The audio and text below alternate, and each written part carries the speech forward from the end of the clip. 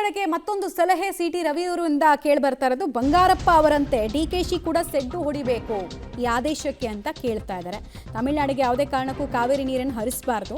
ಚಾಮುಂಡಿ ಬೆಟ್ಟದಲ್ಲಿ MLC city ರವಿಯವರು ಹೇಳಿಕೆ ಕೊಟ್ಟಿರೋದು.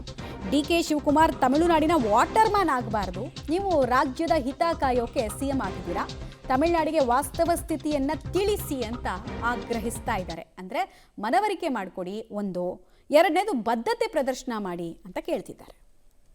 ಪಡಿಸ್ಕೊಂಡು ಆಮೇಲೆ ನೀರಾವರಿಗೆ ಬಳಕೆ ಮಾಡಬೇಕು ಅಂತ ಹೇಳಿದ್ದಾರೆ. ನಮ್ಮ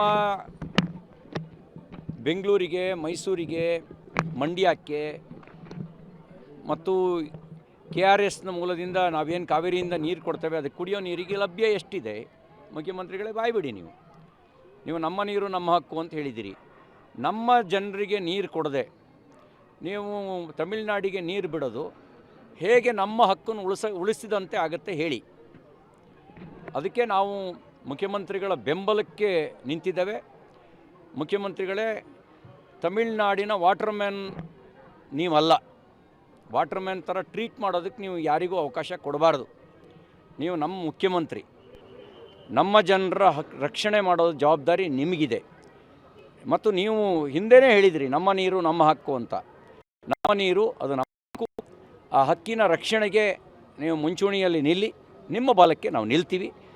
ನೀವು ನೀರು ಬಿಟ್ಟು ತಮಿಳುನಾಡಿನ ವಾಟರ್ ಮ್ಯಾನ್ ಥರ ಆಗಬೇಡಿ ಅನ್ನೋದೇ ನಮ್ಮ ಆಗ್ರಹಪೂರ್ವಕವಾಗಿರತಕ್ಕಂಥ ವಿನಂತಿ ಇದೆ.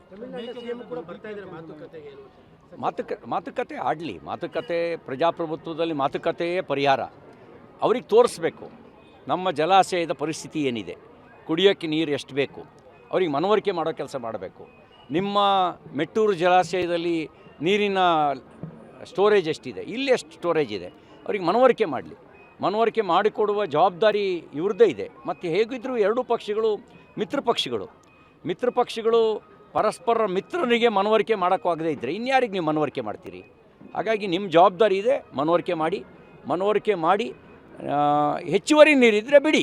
ಹೆಚ್ಚುವರಿ ನೀರಿಲ್ಲದೆ ಇದ್ದರೆ ಅವ್ರಿಗೆ ಮನವರಿಕೆ ಮಾಡೋ ಜವಾಬ್ದಾರಿ ನಿಮ್ಮದಿದೆ.